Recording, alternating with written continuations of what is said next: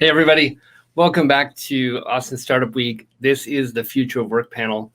I am so excited to introduce to you Lou-Anne Payne of Lou-Anne Payne Consulting. She'll be sharing during this session a really key tool and methodology. As everyone knows, COVID has changed the way we do business. It's very tricky to keep doing the same practices you've done before. And part of the startup methodology is trying to figure out how you talk to your customer and how you quote unquote get out of the building. So the theme today is figuring out how to get out of the building when you can't really leave the house. Some memories here being in Capital Factory today. We had a hackathon that I helped moderate a couple years ago. And we asked them to get out of the hackathon and go validate their assumptions and their ideas. And it was an ed tech hackathon where one of the teams was trying to validate whether students would be interested in financial literacy. And so they left the 16th floor of Capital Factory at the Omni Hotel and then dropped down to the Omni Hotel lobby. And just coincidentally, there was this entire convention. It was called the Mommy Blogger Convention. And a bunch of bloggers and journalists were there at the convention. And they just got out on break, over 200 of them. And this team that was trying to see if kids would be interested in financial literacy tools grabbed one of the trade show booths and just stood behind it and had a quick little index card survey. And they gave out about 50 of those surveys during the break, validated their idea, and won our hackathon. So that get out of the building mentality to me is awesome. There's magic when that happens, when your ideas get out of your head and get beat up. So I'm very excited to have Lou-Anne here and to have her share her expertise and her background. So Lou-Anne, I'm going to turn the time over to you, and I'm so glad you could join us for Startup Week. Thanks so much, Gavin. I'm really pleased to be here. All right, let's get started. So today I'm going to talk about how to do effective customer discovery and validation while staying socially distanced. This talk is focused on pivoting an existing business, but the techniques I'm going to share are also effective for startups looking to test new features for products already in market, or for founders who are starting an entirely new business. This is not just about giving you software or tools to take your current customer feedback practices online. It's about approaching customer learning in a way that's going to give you more accurate insights faster.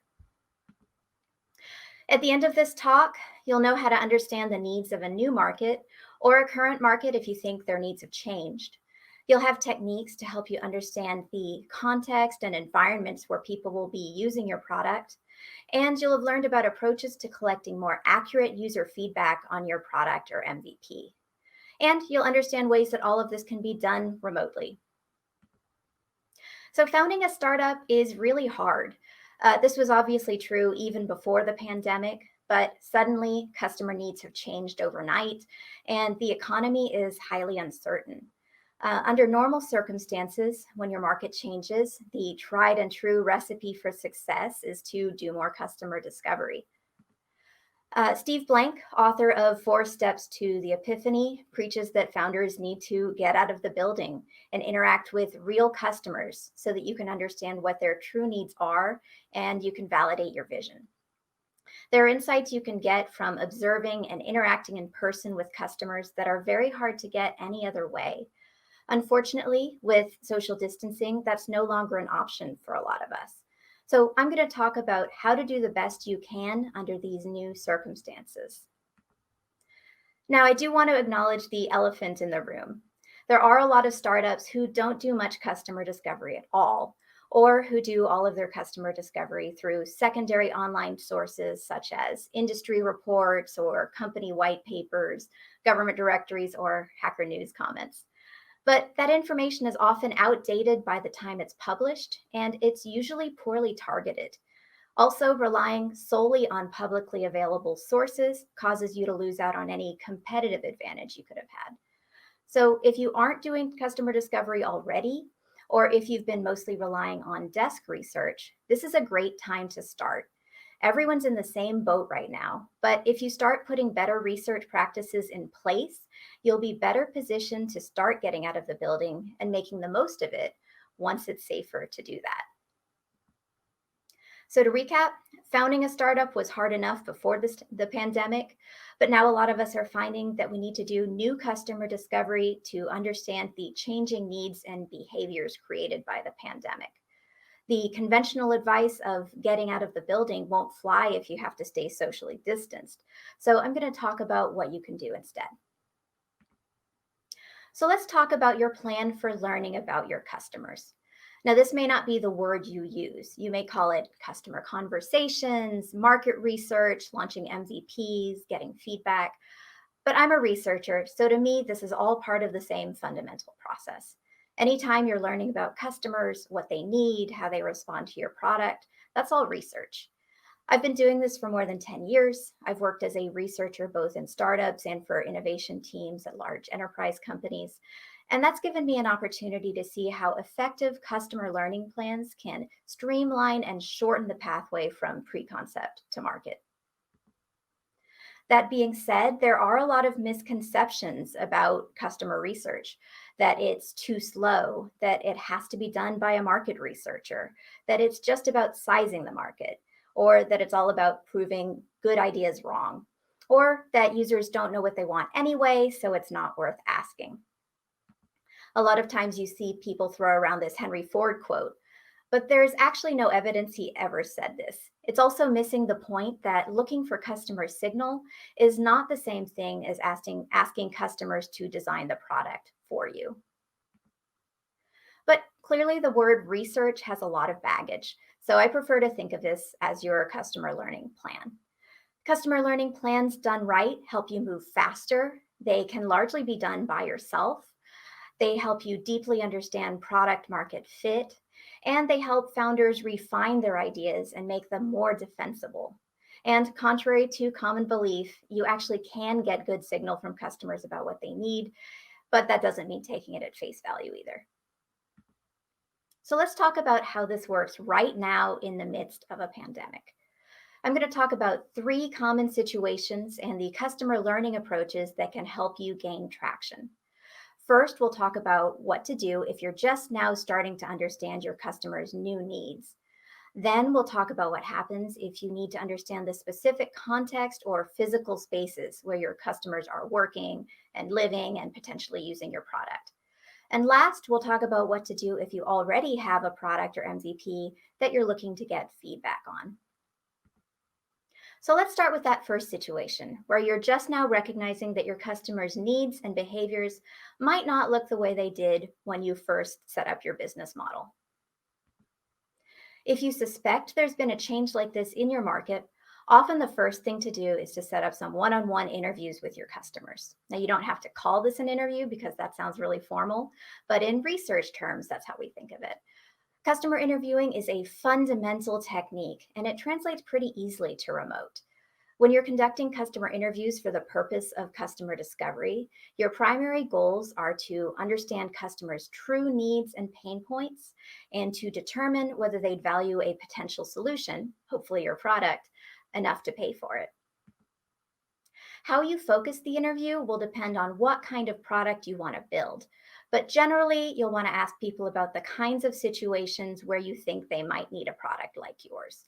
So for instance, if you think you're going to build a fitness app for people who are quarantining, then you would ask people all about their exercise routines since the start of the pandemic, when they exercise and why, what exercises they do and why, what exercises they no longer do and why, and what equipment and training they may have purchased and why, and so on.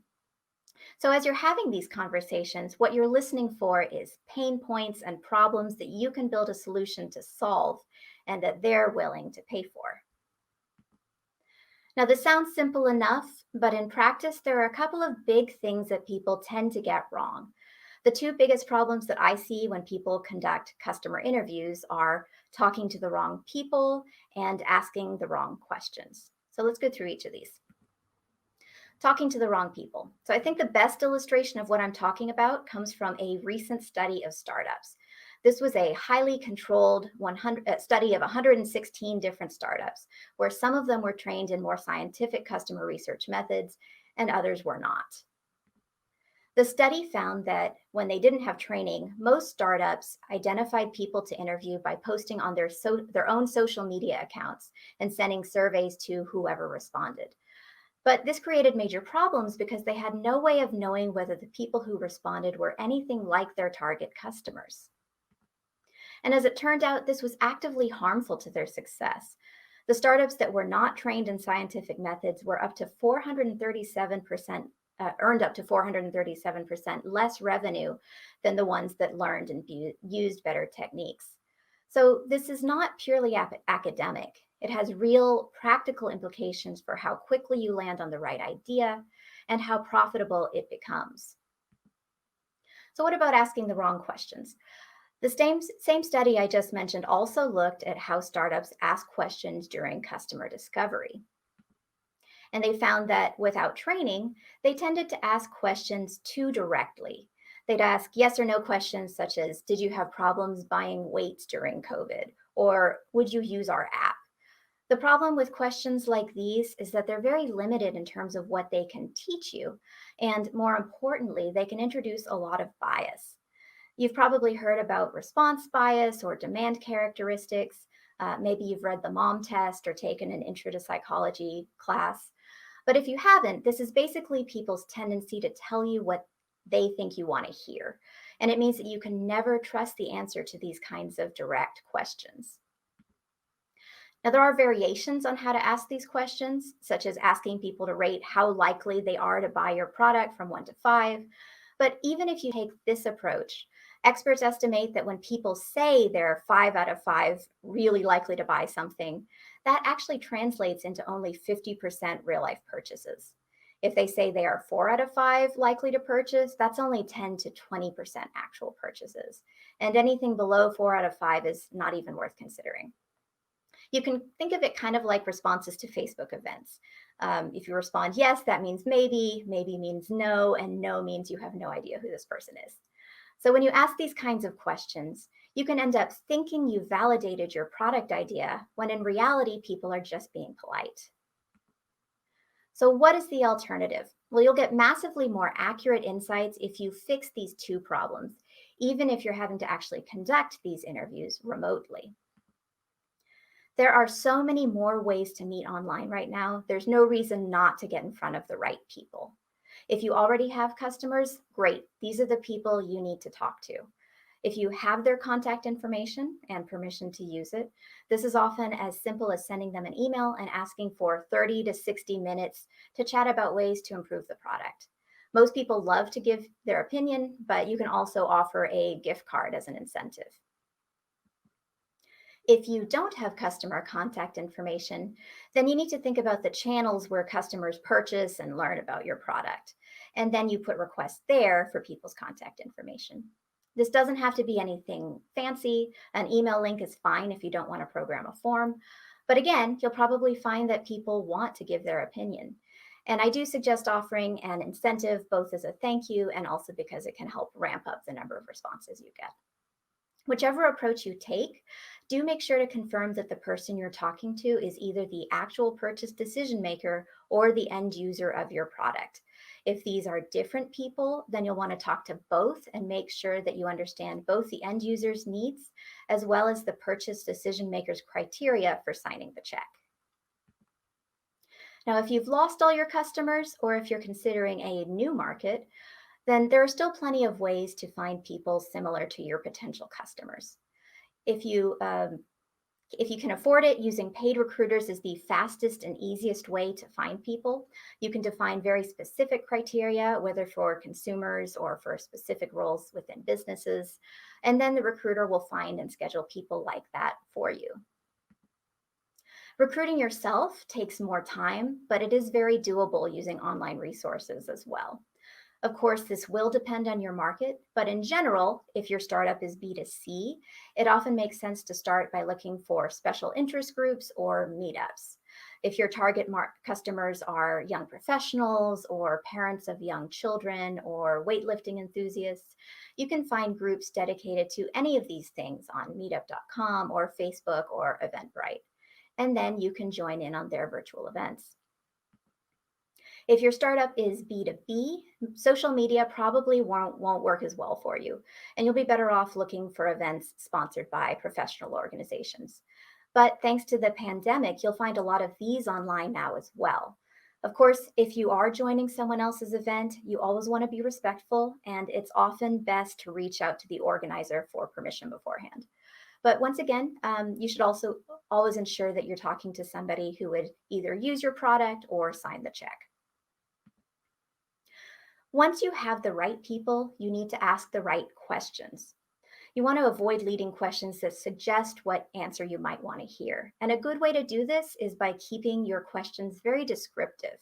You want to ask current customers to explain step by step how they last used your product and any problems they encountered. If they're not currently using your product since the pandemic started, then you can ask why and ask what they're doing instead. Keep in mind that it might not be that they're using a competitor's product. They might be using workarounds or low tech solutions like pen and paper. Or maybe they're skipping that step entirely because it's no longer relevant. Whatever it is, you should understand what they're doing now and why. With non customers, you should ask them to explain step by step how they currently complete tasks that are related to your product. So, in the example of a fitness app I mentioned earlier, this would be all of their current fitness habits and routines. You're listening to hear the problems and pain points that they bring up without you explicitly asking about them. If they don't mention the pain point that your product is designed to solve, then unfortunately, that's probably not a high value problem. And you'd be better off pivoting to one of the other things they did mention. The other thing you can do to improve your questions is to avoid asking for predictions. This is especially the case with asking people whether they would buy or use your product.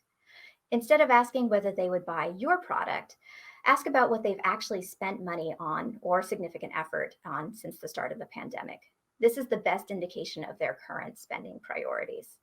Recognize that money is especially tight right now for many individuals and businesses, so you're looking for a strong signal that this is a pressing need for them. However, if they know it's an issue and they still aren't doing anything about it, then unfortunately they're probably not going to be willing to pay for it either. Before moving on, I do want to mention a few other things that you can do to make your remote interviews better. The first thing is to have a structure. This is even more important when you're doing interviews remotely because it can feel a little bit more disconnected. A very simple structure that you can use is to start with an introduction and warm up just to get to know each other and build rapport. Then you can move to your general questions about their attitudes and context.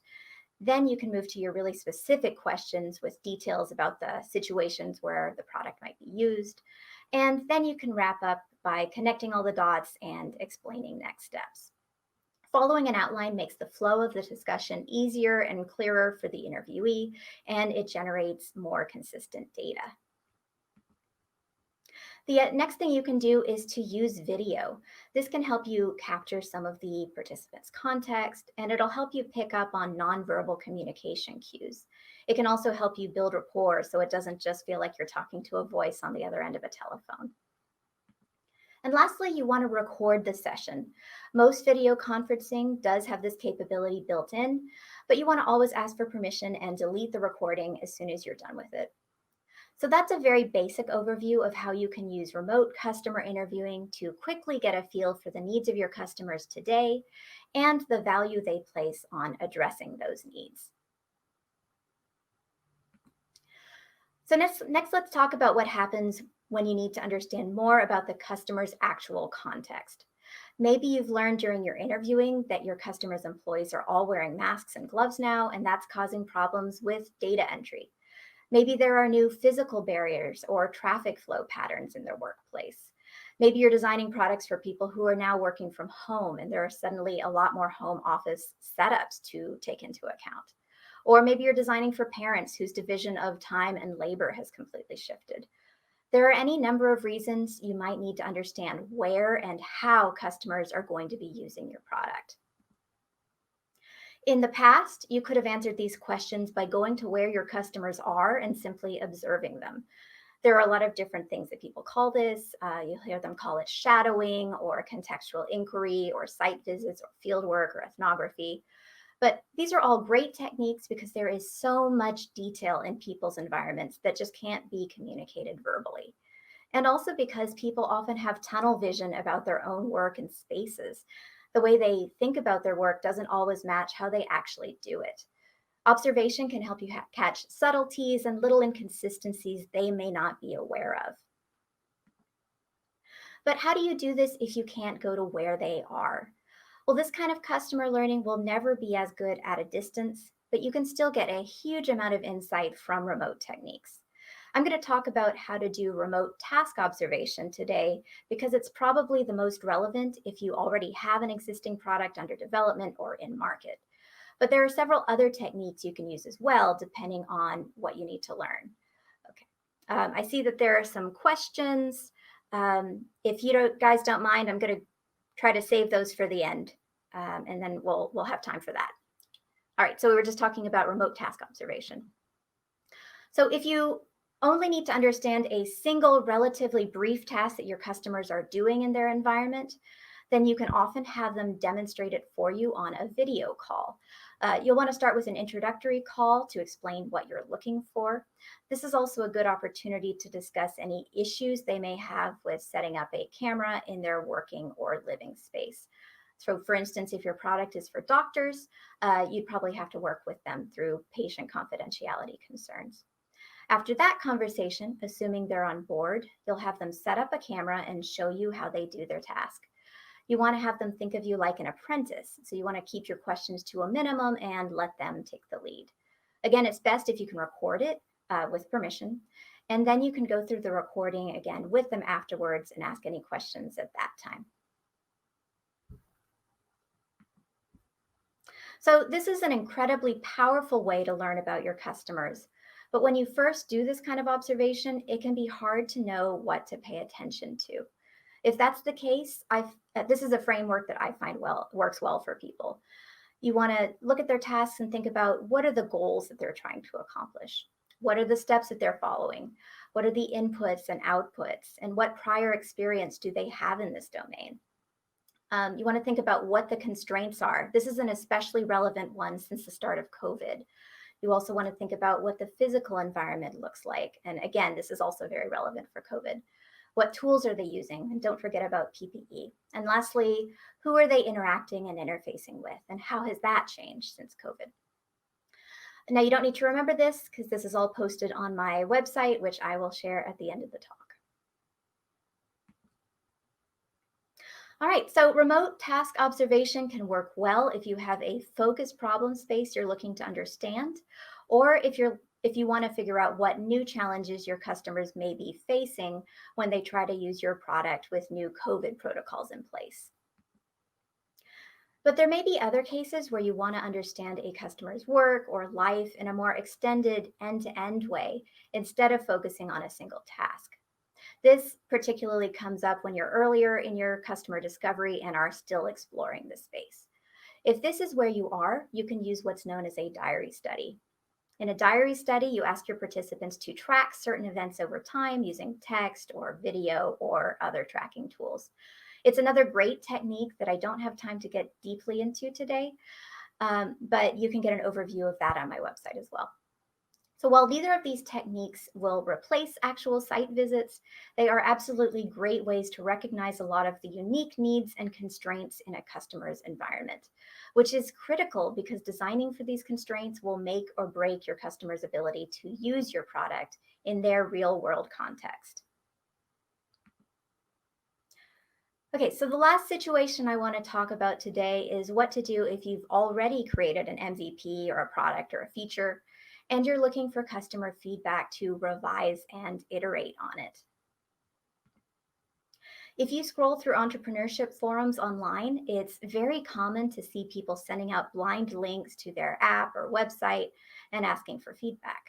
Unfortunately, this is a highly ineffective way to get feedback because you don't know whether the people who respond are anything like your customers. And you're also relying on these people's spotty memories, their limited attention, and their questionable candor to learn what they liked or didn't like about your product. You can get more actionable, contextualized, and accurate feedback by structuring your product feedback sessions a little differently. The keys to good product feedback are the right users and the right questions. I talked about this earlier, and it's true for every one of these techniques. Plus, having structured tasks and conducting real-time observation. So let's talk about structured tasks. After identifying a real user need, which you would do using the techniques that we discussed earlier, the next most important thing you can do for your product is to ensure you're addressing that need effectively. If you've designed your product around a user need, then you should have a goal you're trying to help customers accomplish. If you don't, then you should return to your customer interviewing to figure out what that goal is.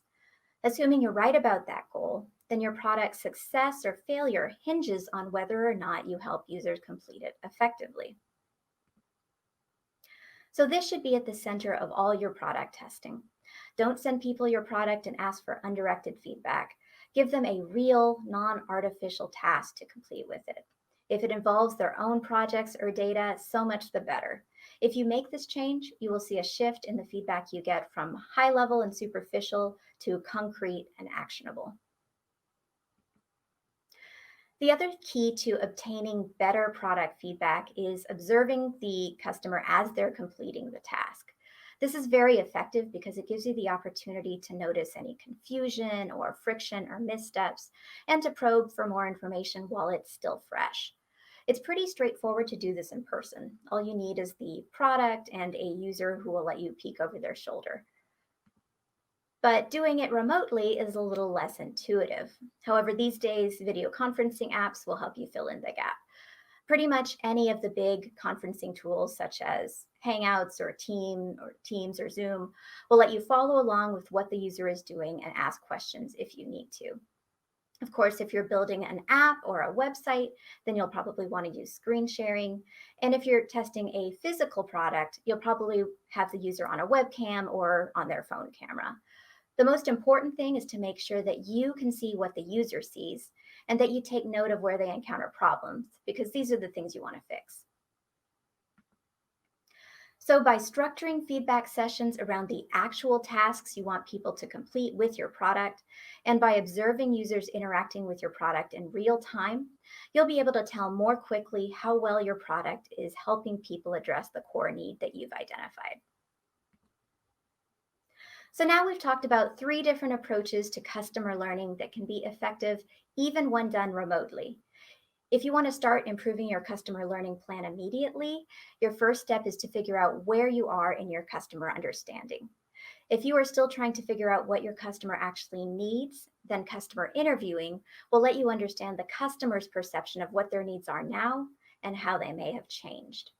If you think your concept will be affected by the customer's unique space, then remote task observation can help you understand the context where your customer will be using your product and how to design around their constraints. And if you're looking for feedback on something you've already built, then observing users completing a task with the product will tell you if you're on track to effectively address the core customer need that you've identified. You can find more details on each of these different approaches on my website, along with the slides from the talk. Today, you heard about how to do effective customer discovery and validation while staying socially distanced, whether to pivot an existing business or for testing new features or for starting an entirely new business. We talked about 3 different approaches you can take to customer learning that can be effective even when done remotely. And again, you can find all of this on my website at lewinpayne.consulting/ASW2020. Thank you so much. And I see that we have some questions, so I can go ahead and start answering those. So moving over to the chat. Okay, so, all right. The first question I see is, would social influencer videos qualify as diary studies? All right, great question. So social influencer videos, you want to think about the motivation for why somebody is creating these videos. And social influencer videos are designed around getting views and popularity, and that's going to introduce certain sources of bias. So I would say no, those wouldn't qualify as a diary study. They might still be helpful for generating a hypothesis, and then that could be a hypothesis that you would test with a diary study. But on their own, they don't have the same intent, and they may not be consistently tracking the behavior that you're especially interested in. All right, next question. How effective are surveys conducted by apps such as SurveyMonkey or Typeform? Okay, great question. I know a lot of people use surveys instead of doing customer interviewing, and they're really different tools. So surveys in the research world are generally used to understand the prevalence or breadth of a problem, and interviews are used to generally go a little deeper on the problem. So my recommendation is, if you are early in your product discovery, then you really want to do the interviews, because it allows you to go deep on questions that that may just come up in the course of the conversation. It allows people, your potential customers, to be more descriptive about the situations where they are potentially going to be using your product, and it just gives you a whole lot more to work with. And then if you are later on in your discovery and just trying to figure out how broadly this problem or issue affects people, then that might be a better time to use surveys. All right, next question. How do you find interview candidates when the needs are niche, like construction tools or ideas for new parents? Okay, great question. Finding interview participants is one of the real challenges for research. So as I mentioned earlier, the easiest way to find participants is always going to be using a recruiter. These folks have entirely large data sets of customers that they can reach out to. If they don't already have somebody like that in their panel, they'll go out and find them for you. So it is more expensive to go through a recruiter, but it saves you a ton of time and effort. That being said, if you need to find someone niche on your own and you don't have the budget for a recruiter, then you want to think about where those folks are. So in the case of construction tools, I'm assuming that's within the construction industry, you might want to look at what are the professional organizations related to that industry, and then try to go to those places and find people there. And then for new parents, I know that there are plenty of new parent special interest groups and meetups. So that would be where I would start for that. All right, next question. Are there any books or videos you recommend to learn how to do better product discovery? That is a great segue question for my website. If you go to the link on the screen right now, leewinpayne.consulting/ASW2020. I've linked to several different books and videos that I recommend for learning more about each of these different techniques. All right, next question. For folks that want to work with you to do better discovery, what should they do to prep to best use your time? Oh, that is a great question. So if you are working with a researcher, the big things that I would suggest doing are being very clear about where you are in your understanding of your customers. Maybe bring together any insights that you've already generated, along with how you generated them. Is it somebody's impression? Did you talk to a specific customer? How many customers did you talk to? Just bring all of that together one place. Bring any records of any customer conversations or discussions that you've had. And then also make sure that you're clear on what your goals are for where you want to go. And from that point, a researcher should be able to help you figure out how much confidence you can have around your current insights and what are the high priority hypotheses to test going forward. All right, next question. How do you reach out to users or customers if you can't get a hold of them through email or get their permission to reach out via email? I would like to know more about this question, because in most cases we find that it's that people do want to give their opinion. I think the situations that I've encountered where people might be a little bit more hesitant to share is if they are working on, if the tool is related to confidential company data or something in that vein. If you're working on something like that, you may want to work with a specialized recruiter for specific business roles, or in certain cases, subject matter experts related to those job roles. But there are recruiting firms that specialize in finding those people. Okay, can you point us towards some recruiters that are startup friendly? That's a good question. I don't have any that come specifically to mind, but I will look into that further and I can post that up on the website. And what is the cost per interview for a recruiter? Again, that'll depend on the recruiter. I will say it depends a lot on whether you're looking for consumers versus specific business roles, so B2C versus B2B. B2C is generally a lot cheaper. B2B is going to be a lot more expensive. All right, it looks like I'm not seeing any more questions at the moment.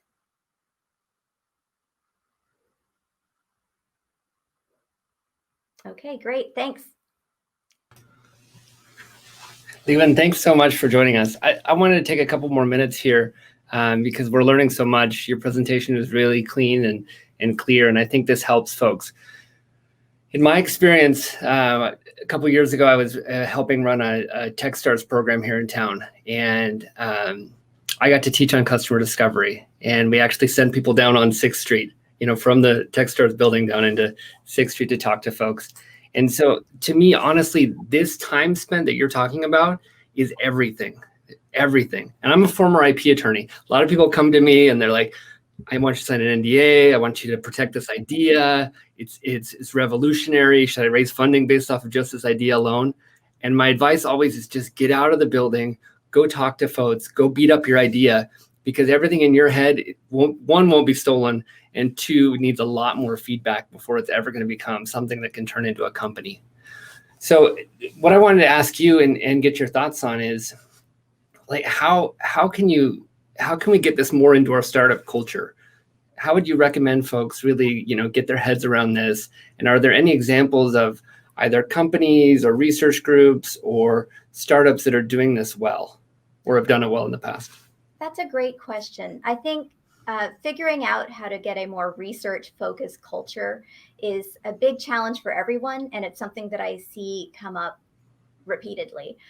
I think one thing I've shared earlier is that I see any team that's starting to introduce more research practices kind of go through 2 phases. The first is that they recognize, oh, I can actually talk to customers and they'll just tell me what they want. And that can be kind of a revelation when you start to do that.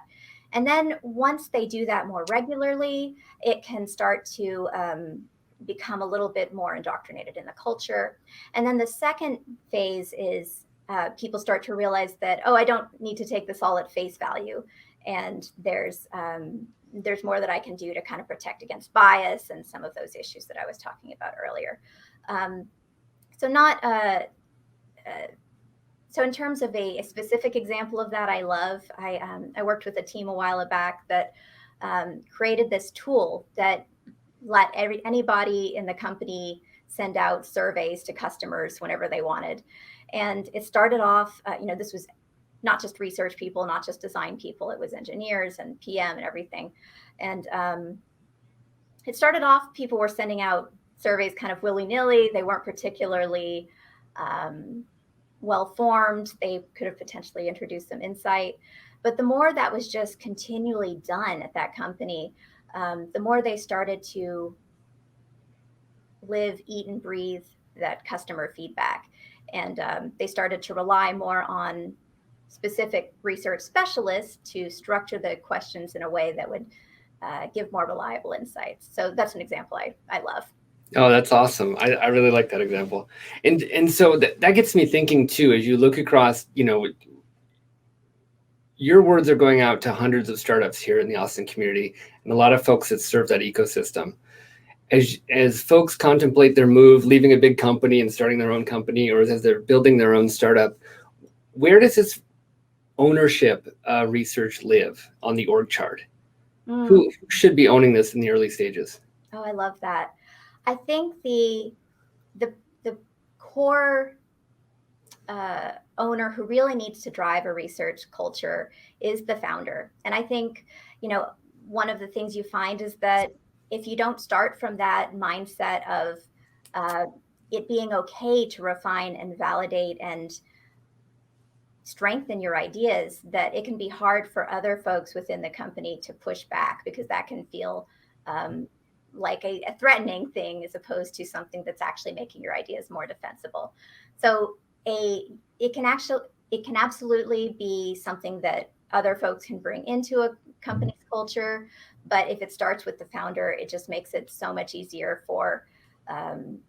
to really get it entrenched. Awesome. No, I really like that idea, and I'm glad that the founder should own it in your mind. I completely agree.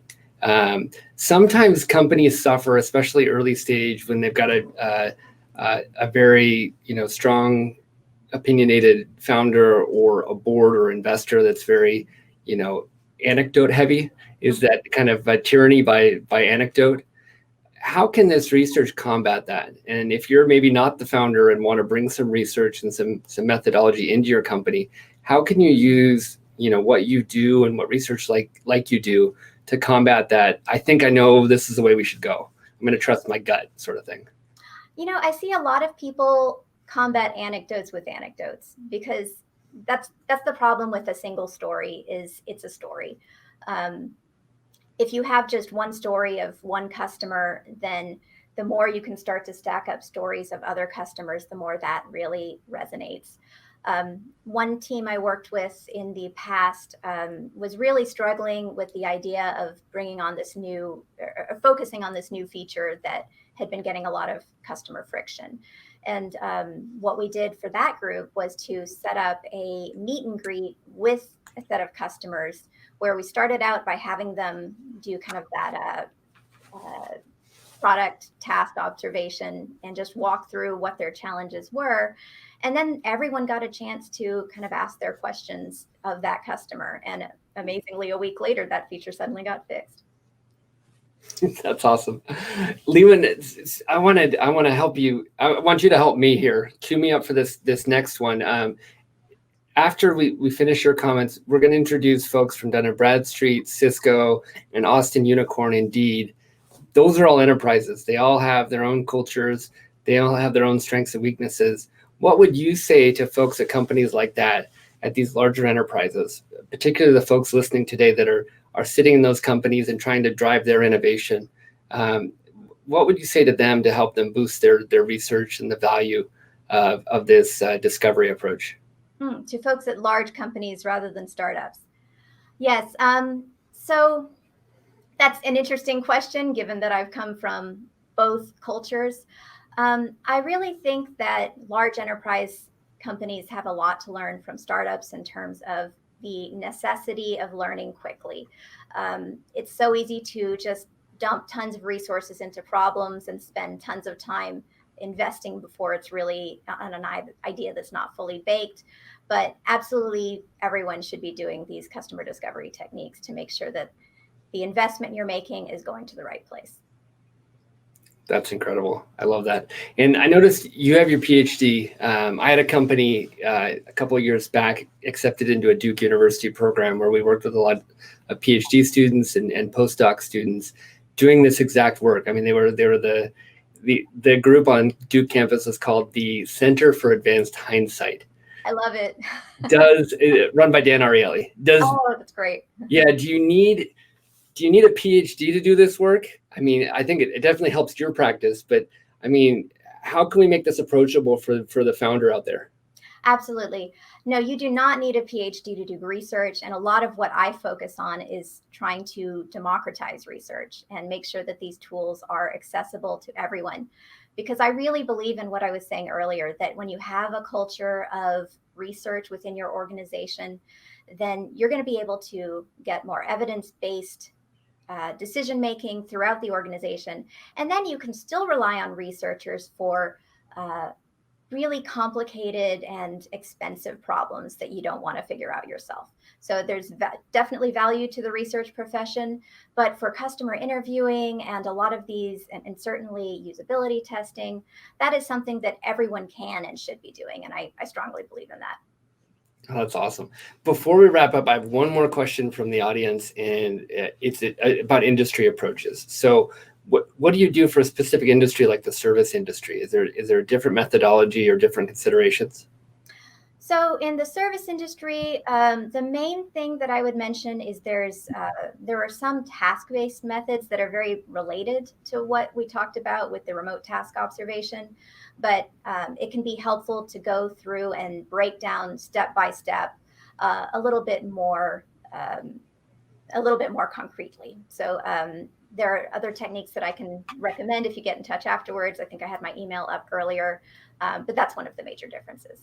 So, thanks so much. It's been great. Lewin, thank you so much for your time. I mean, this is Austin Startup Week. What I've been really impressed with today is just the wealth of knowledge and expertise and just general goodwill that folks have here in town towards startups. I've got your information here up on the screen.